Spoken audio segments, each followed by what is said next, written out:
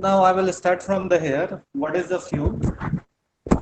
Okay, most probably in the previous lecture I have explained all the things about the fuel and caloric value and high caloric value, but today I will also repeat this so that we will revise and today we will do the some numerical portion also on the fuel and combustion based. So now fuel may be a chemical or nuclear. Here we still consider briefly chemical fuels only. A chemical fuel is a substance which releases heat energy on combustion. Okay.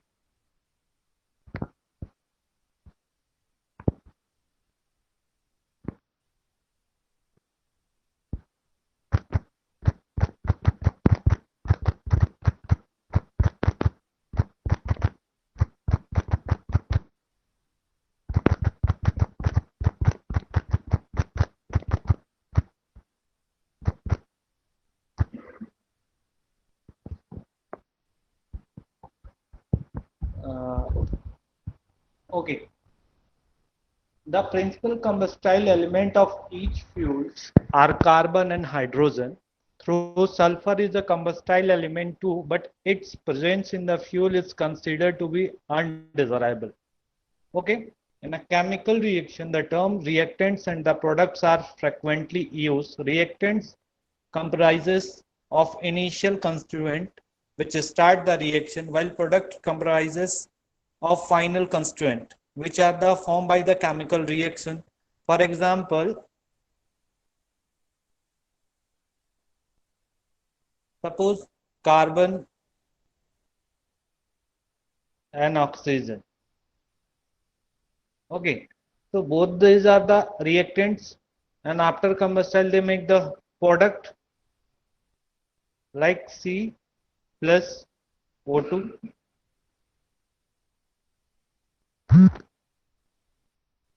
Okay, and now make this CO2.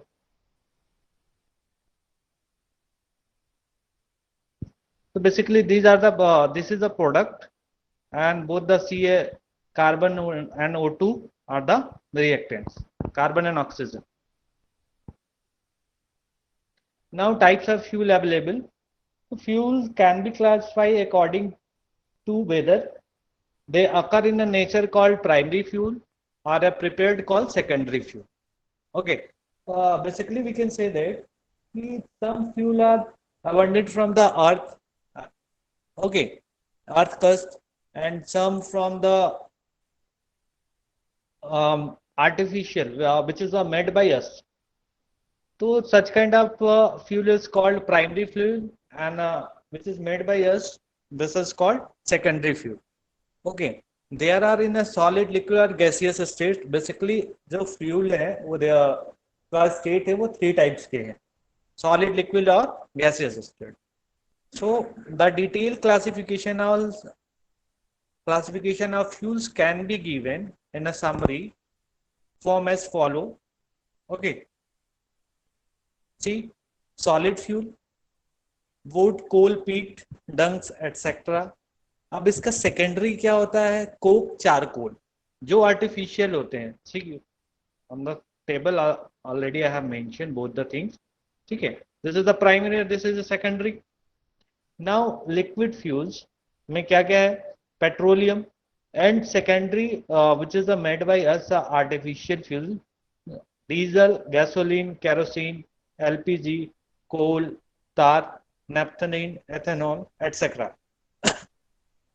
Okay, and gaseous fuel, natural gas.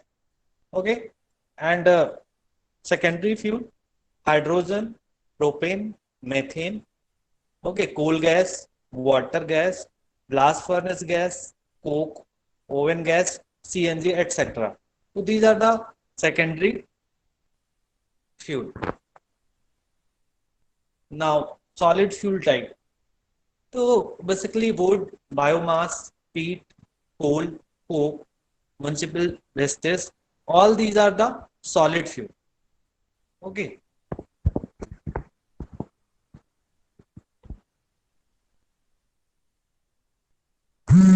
coal family.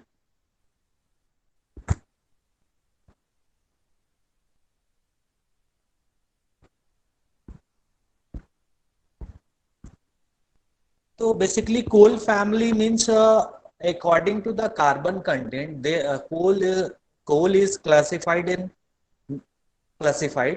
So according to carbon content, they have given some name like carbon percentage in mass, anthracite 93 to 95%, carbonaceous 91 to 93, bismuth 80 to 91. Basically percentage of carbon. Okay. Sub-bituminous bitum 75 to 80, ligneous 60 to 75% peat, 50 to 60%, and wood 46 to 50 51%. And now hydrogen percentage of mass and anthracite 3.8 to 2.8. Okay, and air जो 210 to 250 into 10 to power 6, ये बेटा यहाँ पे है 6 by mistake. ठीक है बेटा, तो इस पे आपका प्रॉपर जो भी आता है इसमें आपको एक्सप्लेन जो क्वेश्चन आते हैं आपका, explain the types of coal, okay, on the basis of their carbon percentage. ठीक है, ये अक्सर क्वेश्चन बेटा आप लोगों के जो कॉम्पिटेटिव एग्जामिनेशन होते हैं इसमें भी आता है। According to the coal carbon percentage पे which one is the best coal, anthracite, carbonaceous, bituminous, sub bituminous, लिग्निटियस, पीट, ये सारे चीजें। ओके, तो इस टेबल को थोड़ा अच्छे से देख लेना आप लोग। characteristic of fuels, basically these are the following characteristic of fuel. First one is the high caloric value, moderate ignition temperature, low moisture content, low NOx combustible matter, moderate velocity of combustion, product of combustion not harmful, and low cost and easy to transport. Okay, so already I have explained yesterday about the high caloric value and etc. So I don't want to explain too much here. Now determination of property of fuel. Basically there are two methods, moisture determination and caloric value. In caloric value there are two types. One is the gross caloric value. Basically this is a high HCV, high caloric value, and here is a net caloric value, means low calorific value. Okay, अब gross caloric value के लिए और लो caloric value के लिए मैंने दोनों चीजें बताया था कल from the one diagram, if you remember that, like this I was told you. For a closed container, suppose we are using a 1 unit gram of mass for combustile. Okay, यहाँ से हमने बेसिकली हीट प्रोवाइड कर दिया यहाँ से flammable के through, तो क्या होगा, ये जब बर्न करने के बाद गैसियस स्टेट में आएगा तो ऊपर आ जाएगा इस फॉर्म में। ठीक है, अगर ये हम बात करें किसके लो कैलोरिक वैल्यू के लिए, तो उसमें क्या था, ओपन कंटेनर था। जब ओपन कंटेनर में है सेम चीजें हमने यहाँ पे भी किया, बर्न भी कर दिया। ठीक है, तो इसमें जो गैसियस थे क्या हो रहे थे, एस्केप हो रहे हैं फ्रॉम द कंटेनर। तो इसमें क्या हो रहा था, बेसिकली ड्यू टू लेट जो हो रहा है इसमें लेटेंट हीट को हम माइनस कर देते थे, एच से भी minus latent heat of the vapour या कंडेंसेशन, तो will get the low calorific value.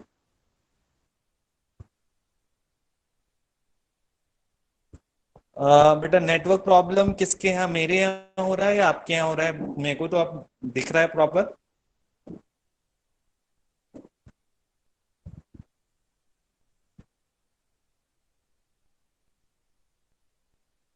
Sir उमंग के घर पे नेटवर्क इश्यूज आ रहे हैं। बेटा स्क्रीन विजिबल है मेरा सबको? Yes sir.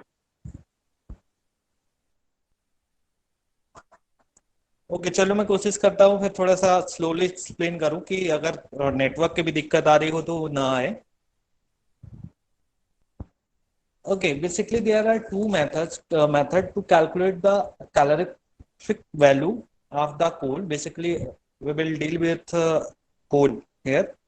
Okay, so there are two methods: proximate and ultimate analysis. Okay, proximate basically approximation. Okay, और अल्टीमेट एनालिसिस में फाइनल जो होगा कंपोजिशन के थ्रू वेट के थ्रू बताएंगे। तो अप्रोक्सीमेट एनालिसिस में सपोज आपने कोई एक कोल लिया, सपोज नॉर्मल कोल ही लिया चाहे एंथ्रासाइट है, उसको आपने उठाया और आपने उसको यूज किया, तो आप क्या बताते हैं कि हीट वैल्यू आप अप्रोक्सीमेट बताते हैं कैसे, इन टर्म्स ऑफ टाइम के साथ बताते हैं कि हाँ इतनी देर तक जल सकता है, जो हमारा नॉर्मल जो हम लोग प्रिडिक्ट करते हैं। आप इसमें नहीं बता सकते ना कि इसमें इसकी कैलोरी 100 होगी 200, ऐसा नहीं बता सकते हम लोग ऑरली देखिए, मतलब विजुअलाइज करके। बट क्या होता है बर्निंग के टाइम में हम ये जरूर कहते हैं कि हाँ 1 घंटे तक हो जाएगा और इतना मिलेगा हिट कि सफिशियंट है। ठीक है, तो approximate analysis of coal examine the chemical composition of a coal sample. Okay, क्या क्या करते हैं उसमें, moisture, volatile compound, ash content and fix carbon. तो बेटा जो परसेंटेज ऑफ फिक्स कार्बन का होता है उसके थ्रू हम लोग फाइंड आउट करते हैं कि विच कोल इज द बेटर। अब जो आपका मॉइस्चर कंटेंट है, मॉइस्चर कंटेंट क्या होगा, वो होगा प्रेजेंट, तो वो जो प्रॉपर्टी है कोल की वो डिक्रीज करेगा। Means if there are lots of moisture in the coal it will take lots of time to burn. Okay, volatile compound is good.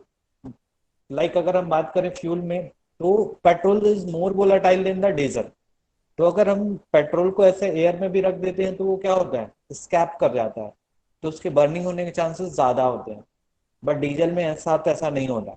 ठीक है, तो ये वोलेटाइल होना जिससे कि फ्लेम है वो हाईली हो, मतलब लेंथ उसकी ज्यादा होता है। एज कंटेंट, अगर एज कंटेंट जो होते हैं वेस्टेज होते हैं, एक्चुअल में बर्न होने के बाद जो रिमेनिंग पार्ट बच जाता है, this is called ash content. Okay, तो proximate analysis use to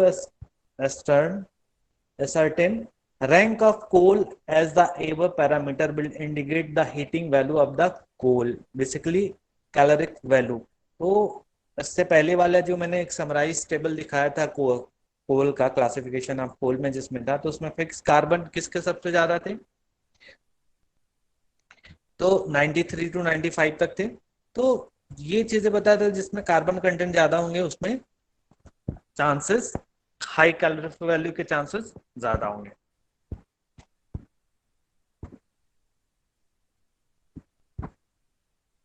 Okay, ultimate analysis, it is a more comprehensive, is dependent on the quantitative analysis of various elements present in the coal sample such as carbon, hydrogen, sulfur, oxygen and nitrogen. But the ultimate analysis basically we need to find out the percentage of carbon in the fuel. So with the help of suppose we need to calculate the percentage of carbon. Okay, so all the percentage of hydrogen, sulfur, oxygen and nitrogen is given. So 100 minus all the remaining percentage. We will get the percentage of carbon. Okay, moisture determination, कल भी मैंने आप लोगों को I think इस पे explain कर दिया था। मॉइस्चर डिटर्मिनेशन में सिंपल सा, सपोज कि आपने 100 ग्राम का लिया है कोई चीज जिसमें मॉइस्चर है अभी, ठीक है, आपने इसको बर्न किया, मतलब हीटिंग किया यहाँ से for some time, suppose that आपने 7 मिनट या 10 मिनट के लिए आपने इसको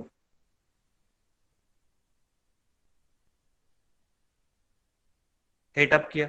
तो क्या होगा बेटा, जब हीटअप करेंगे तो मॉइस्चर कंटेंट है तो वो वाटर वेपर में कन्वर्ट होकर स्केप कर जाएगा, जो तो मीन्स इसमें वेट में लॉस हुआ। सपोज दैट कि ये 90 ग्राम, ठीक है, तो मॉइस्चर कंटेंट कितना रहा इसमें, तो जो वेट लॉस होता है divided by 10 percentage, we will calculate the moisture content. Okay. Now caloric value. अब बेटा ये definition अक्सर आता है वो define the caloric value or heating value or HCV, high calorific value. Okay. So means the caloric value or heating value of the fuel is defined as the energy liberated by the complete oxidation of a unit mass or volume of a fuel. Okay, it is expressed in kilojoule per kg for solid and liquid fuel and kilojoule per meter cube for gases. ठीक है बेटा, देखो इसमें gas में of the fuel is defined as the energy liberated by the complete oxidation of unit mass or volume of a fuel. Already जो मैंने example में बताया था कि 1 यूनिट मास को हमने लिया, उसको कंप्लीटली उसका ऑक्सीडेशन हो जाना है, बर्न आउट हो जाना, ठीक है, जिससे कि वो पूरी तरह अगर लिक्विड में तो वेपर में कन्वर्ट होकर एस्केप होने लगे, दैट थिंग. तो थ्रू कंडेंसेशन जब हम उसको क्लोज कंटेनर में करके बंद करें तो वो पूरी हीटिंग की जो वैल्यू थी वो क्या थी, high caloric value. Okay, if a fuel contains hydrogen, water will be formed as a one of the product of combustion. This water is considered a large amount of heat will be released then if the water exists in the vapor phase. For this reason two heating value are defined. The higher are gross heating value and the lower and net heating value. See, from this statement your doubt would be most probably clear.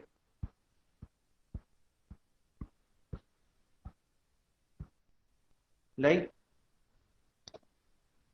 okay, so for a fuel containing hydrogen, water will be formed as one of the product of combustion. If this water is condensed, बेटा वो close container वाला just for example जो मैंने लिया था, ये close हो गया, ठीक है, यहाँ पे है आपका प्रोडक्ट और मैंने यहाँ पे बर्न कर दिया, मीन्स फ्लैम दे रहे हैं यहाँ से हीटिंग.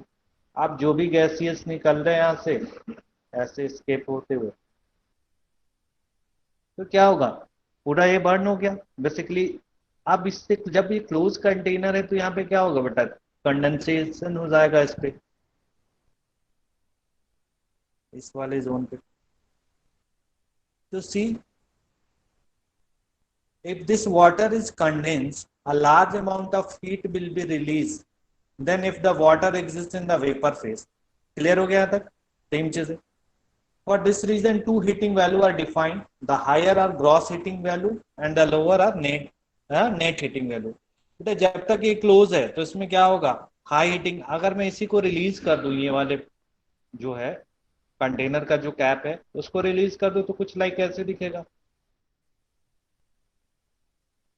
तो यहाँ पे जितने भी हैं ये एस्केप कर जाएंगे vapour. So the higher heat value is obtained when the water formed by combustion is completely condensed. See, okay.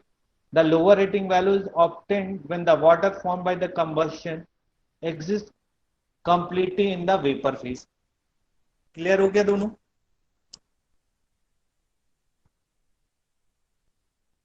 Now, high heating value अगर हमें कैलकुलेट करना हो ऑफ द प्रोडक्ट, तो low heating value of the product plus mass of water plus latent heat of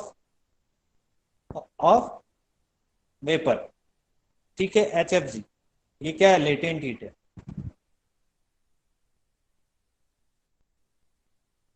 ये mass of water, unit mass का अगर हम use करें तो ये mass of,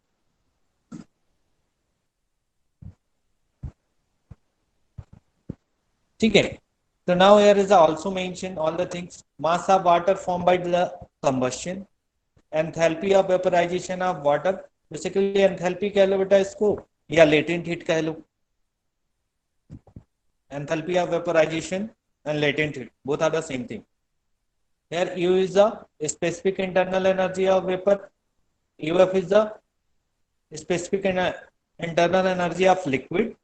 In almost all practice cases, the water vapor in the product is vapor. The lower value is the one which usually applied. Fuel gas analysis और स्टेपरेटिस आपका नहीं आता है इसमें, मैंने एक्स्ट्रा इसमें 2 चीजें डाल दिया है इसको। Dulong's formula for calorific value estimation बेटा, Dulong suggests a formula for the calculation of the caloric value of the solid or liquid fuel from their chemical composition, which is given below. Gross caloric value or high caloric value 1/100, ये बेटा direct formula है, through the practical के through find out किया है, तो please take a screenshot of that formula so that you can apply when we will solve the numerical. Just take it. Sir कल ही ले लिया था स्क्रीनशॉट। Okay okay okay. तो 1/80 equal 1/100 equal to 80 C plus 34500 H। ठीक है, here H is the hydrogen, here O is the oxygen।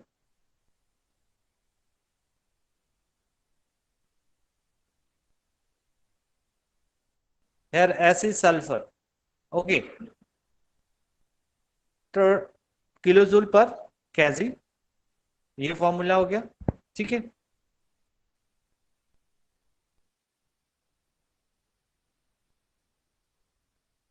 Net calorific value और HCV just minus from the higher caloric value। okay, higher caloric value minus 9H upon 100 into 587। Basically ये 587 है क्या बेटा? Any idea?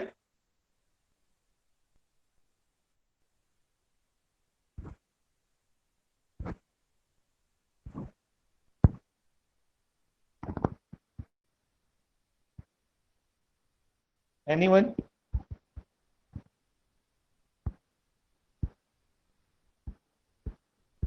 Okay, basically 587 is a latent heat of steam। this is latent heat of steam। if latent heat of steam is not given in the question, so we will take this value। if okay, if this is not given, then we will take this value as default। if latent heat given होगा अगर numerical में like 600 या 700, then we will take that value।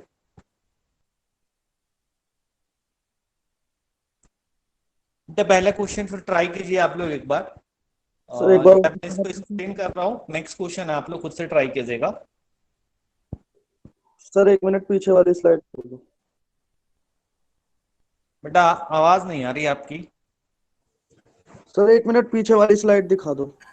Sir previous slide दिखा दीजिए। हाँ sir 2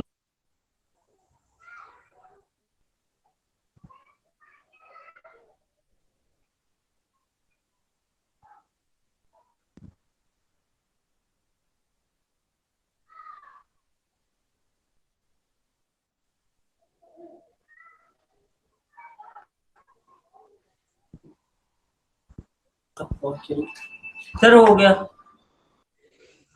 हो गया, एक किलो कैलोरी में है और एक किलो जूल में, तो just convert calorie into kilo joule, so you will get the both the expression.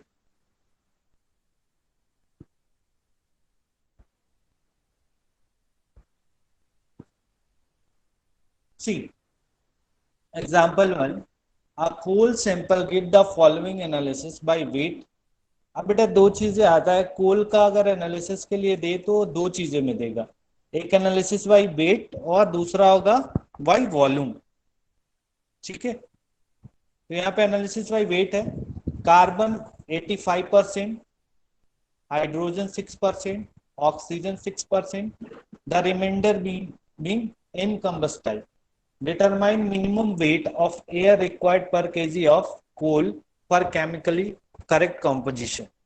अब बेसिकली क्या है कि इसको जो परसेंटेज गिवन है फ्यूल का, उसको बर्न करने के लिए कितने ऑक्सीजन की जरूरत है, हमें कितना और सप्लाई देना पड़ेगा जिससे कि प्रॉपर बर्न हो सके। क्लियर है क्वेश्चन सबको?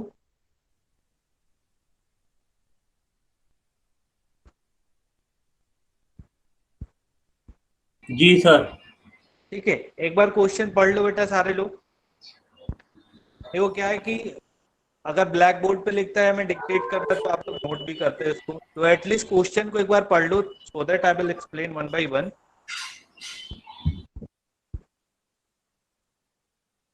Determine minimum weight of air required per KG of coal for chemically correct composition.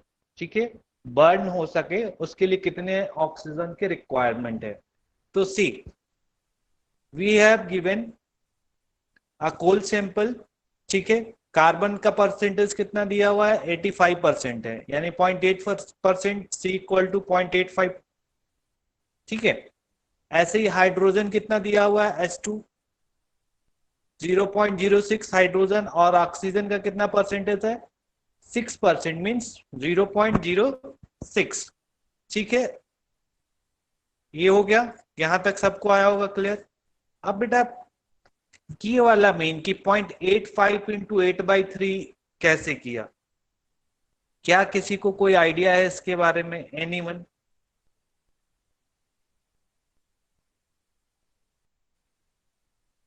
कितने लोगों को ये रिएक्शन मालूम है कि C+O2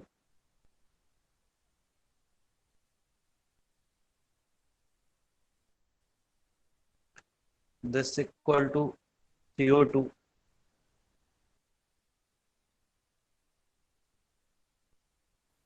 ठीक है, कार्बन का कितना होता है यहाँ पे वेट, 12। ऑक्सीजन कितना होगा, 16, 16, 16 इंटू 2 32। और जो इसका प्रोडक्ट बनेगा, जो ड्राई प्रोडक्ट है, कितना हो जाएगा, 44।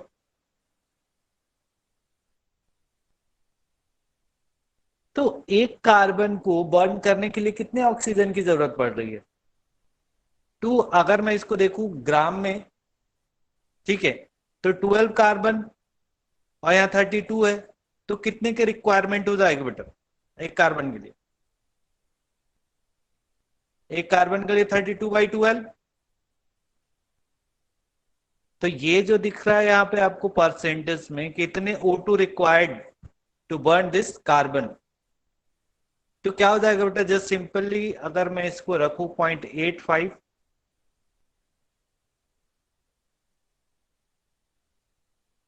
इंटू 32/12,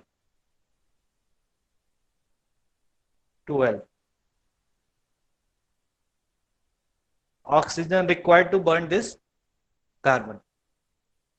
तो ये अगर मैं यहाँ पे देखूं तो ये सिंपल सा 8 हो जाएगा, 4 से डिवाइड करूं तो, और ये कितना हो जाएगा, 3। तो फाइनली जो आपका आंसर आ जाएगा क्या आएगा बेटा, 0.85, 8/3, तो ये हो जाएगा 2.27। क्लियर है ये चीज? ऐसे ही बेटा हाइड्रोजन के साथ है, हाइड्रोजन के साथ अगर देखूं तो मैं H+O2,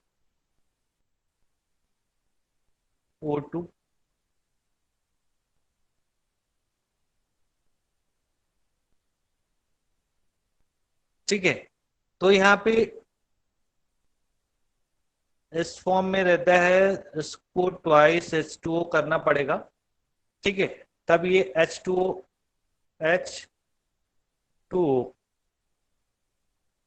तो 2H2 में करना पड़ेगा इसको, अगर बर्न करूं तो मैं,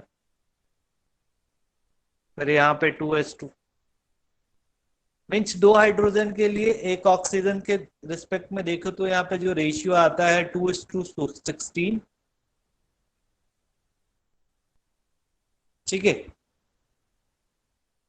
तो ये होता है 1:8 के रेशियो में आपको मिल जाएगा बेसिकली। तो कितने, एक हाइड्रोजन को बर्न करने के लिए कितने ऑक्सीजन की रिक्वायरमेंट होती है, 8।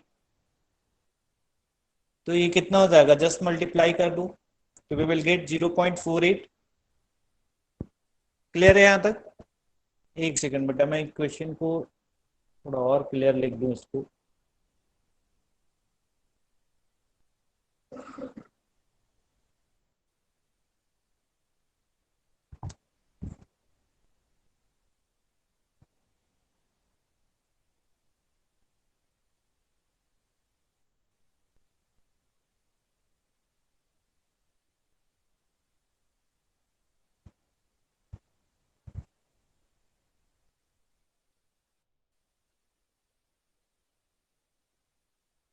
बैलेंस है नहीं बिल्कुल, हमने कहा यहाँ पे ट्वाइस H2, और बेसिकली यहाँ पे दो फॉर्म बन जाते हैं बेटा, और एक अगर इस तरह लगा के देखते हो तो ये चीजें, तो यहाँ पे 2 टाइम्स H2O कर लो, सॉरी इस 2 को, एक गड़बड़ हो रहा है।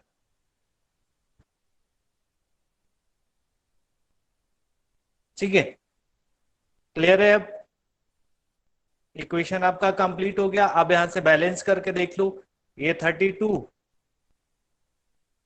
ठीक है, और हेयर 4। अब इनका रेशियो देखो कितना हो जाएगा, अगर 1 हाइड्रोजन के लिए कितने ऑक्सीजन के रिक्वायर्ड है, तो डिवाइडेड बाई 4 कर लो यहाँ पे, या एससी की इक्वेशन को। नेक्स्ट 0.06 इंटू 32/4,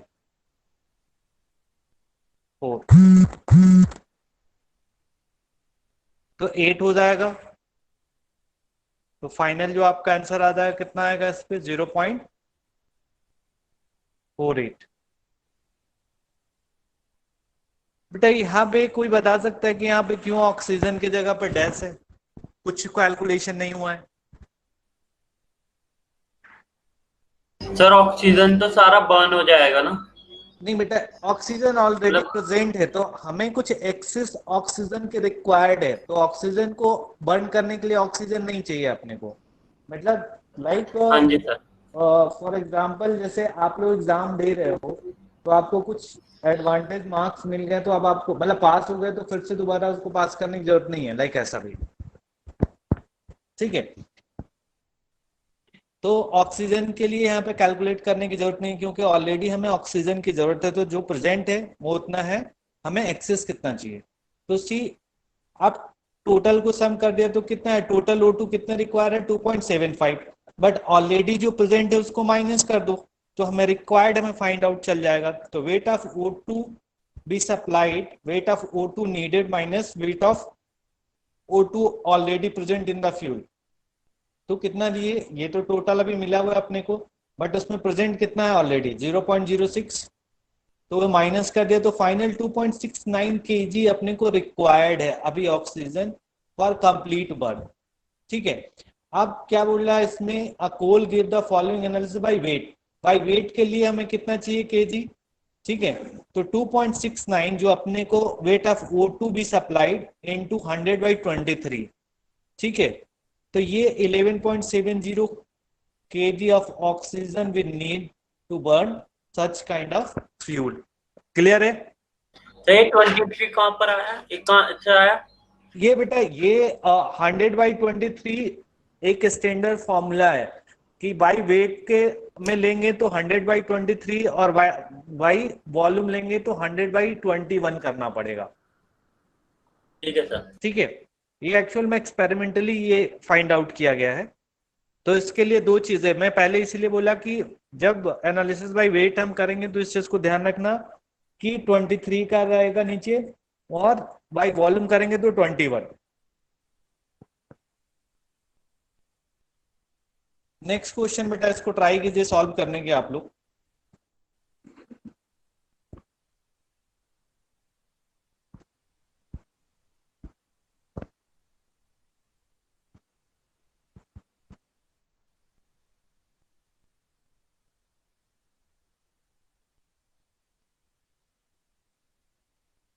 देखो इस प्रॉब्लम में भी the percentage composition of liquid fuel by weight is, carbon का दिया हुआ है परसेंटेज 84.8%, हाइड्रोजन का दिया हुआ 15.2%, बस दो चीजों का दिया हुआ है। Calculate weight of air needed for the combustion of 1 kg of fuel. Clear है यहाँ पे?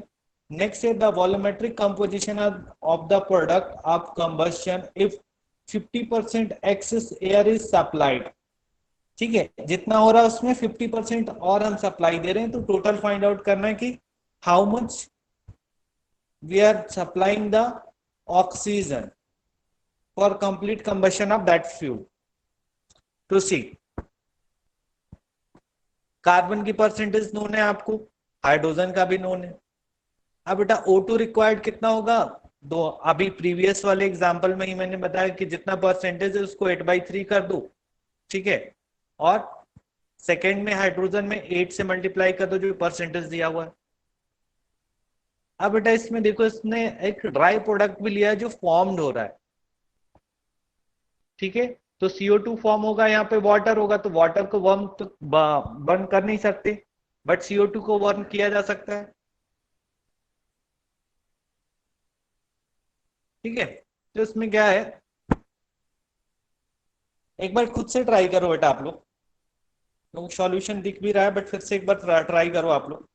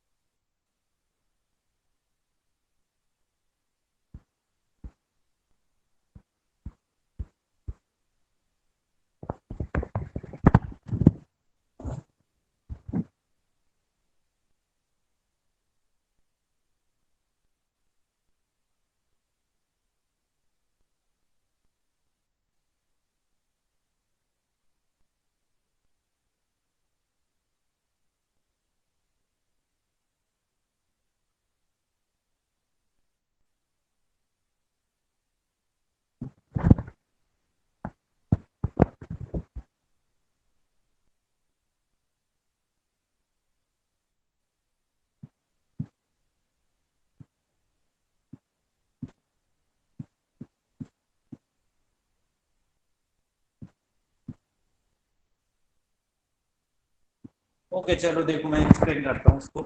यहाँ तक आप लोगों को इजिली कैलकुलेट कर लिया होगा आप लोगों ने, दिस पॉइंट तक, यहाँ तक कोई दिक्कत नहीं आ रही होगी ऑक्सीजन का। तो minimum weight of air need for combustion, oxygen के क्या परसेंटेज दिया हुआ है इसमें, कोई सर परसेंटेज? ये 11/3 कैसा आया? क्या बेटा? ड्राई ड्राई प्रोडक्ट में जो 11/3 कैसा आया? बेटा 11.3 कैसे आया, कितना होता है यहाँ पे 44, हाँ और जी सर। डिवाइडेड बाई कार्बन के साथ कर देंगे तो कितना होगा 12। अच्छा हाँ ठीक है। आ गया समझ में? हाँ जी सर। ठीक है।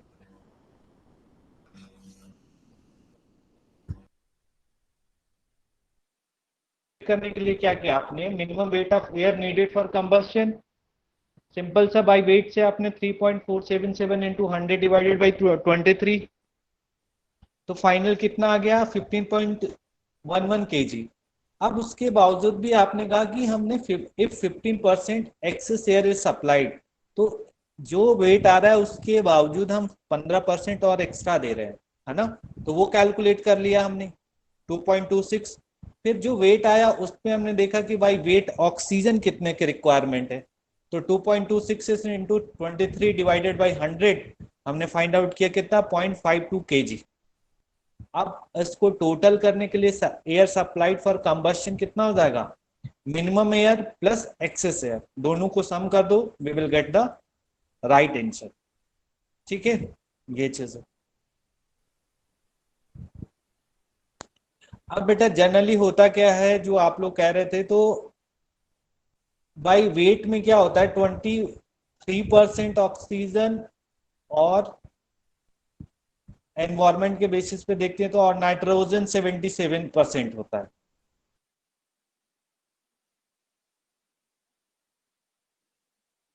ठीक है, और बाकी औरों का क्वांटिटी अलग अलग होता है गैसियस फॉर्म में। तो ये चीज है, weight of N2 in the fuel gas कितना हो जाएगा, जितना वेट है उसी का 77%, 77 डिवाइडेड बाई 100 कर देंगे, we will get weight of nitrogen in the fuel gas. Actually बेटा मैं आप लोगों को थोड़ा सा केमिस्ट्री वाला सर पार्ट। एक चीज पूछनी थी। हाँ बेटा बोलो। सर जो ये minimum weight of air needed for combustion में हमने 100 डिवाइडेड बाय 23 से मल्टीप्लाई करा, और ठीक है। सर नीचे आते हैं weight of oxygen and axis air, तो 23 से डिवाइडेड बाय 100 से करा, ये क्यों सर? हाँ बेटा देखो, यहाँ पे क्या हो रहा है कि minimum weight of air needed, ये नीडेड है, ठीक है, तो बेसिकली हम यहाँ से क्या कर रहे थे, यहाँ से वेट फाइंड आउट कर रहे हैं ना, minimum weight air needed combustible ये गिवन कर दिया हमने जो दिया। नेक्स्ट में O2 इन एक्सेस एयर, कितना एक्सेस एयर है, तो इसके लिए हमने देखा कि ये सप्लाइड किया हमने, ये 2.66, ठीक है, ये हमने इसको गिवन किया ताकि कंप्लीट बर्न हो जाए। यानी एक्सेस एयर कौन सा है, ये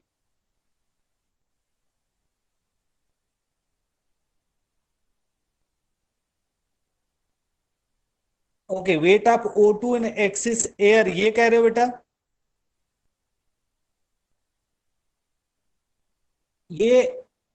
ये जो परसेंटेज हम सर निकाल रहे हैं, मैं ये कह रहा हूँ 3.477 इंटू 100 डिवाइडेड बाय 23 करा हमने, हाँ बिल्कुल सही, जब एयर नीडेड फॉर कंबक्शन थी।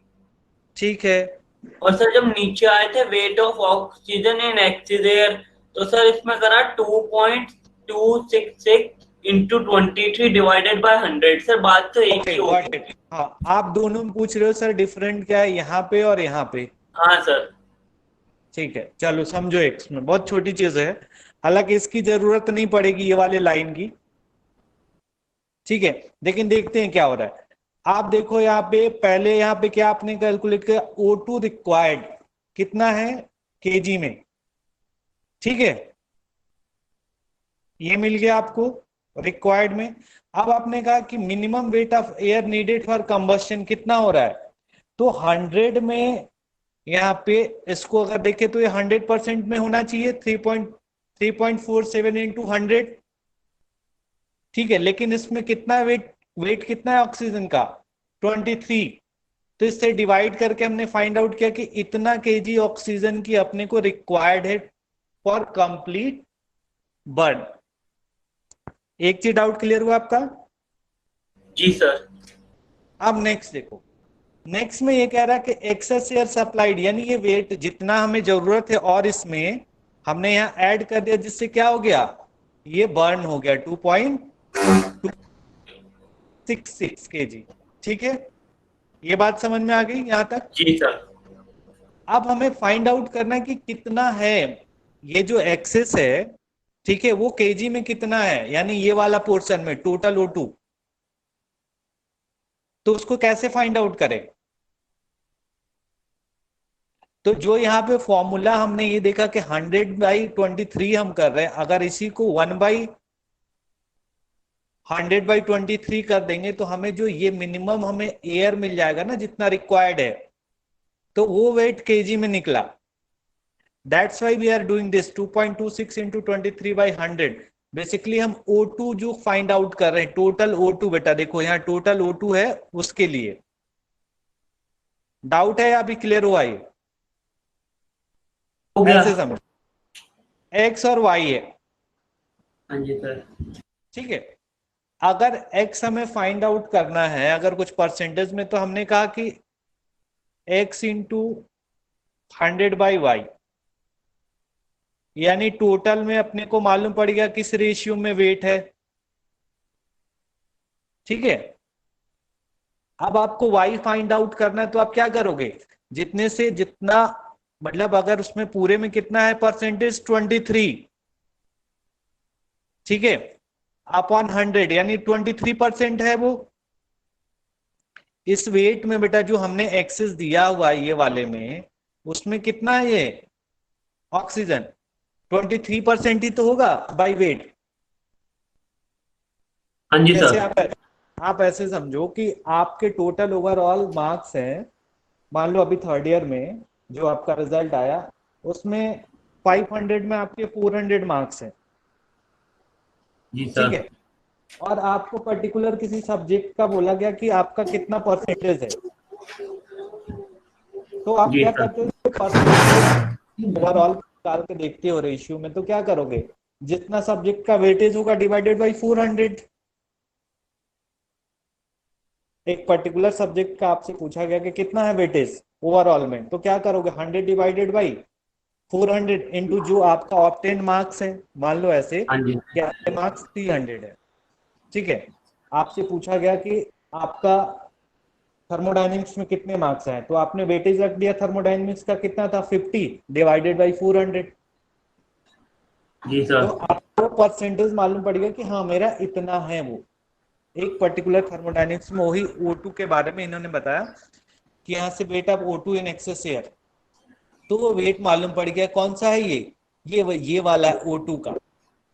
बाय ठीक है। वेट नहीं है, ओनली O2 है, बाय वेट ये है। ठीक है, चलो कोई नहीं, इसको मैं ठीक है आगे सर। नेक्स्ट क्लास में फिर से एक बार एक्सप्लेन कर दूंगा यहाँ से इस क्वेश्चन को और अच्छे से। तो बेटा आज थोड़ा सा मैं 2-4 मिनट पहले क्लास छोड़ रहा हूँ due to some technical issue.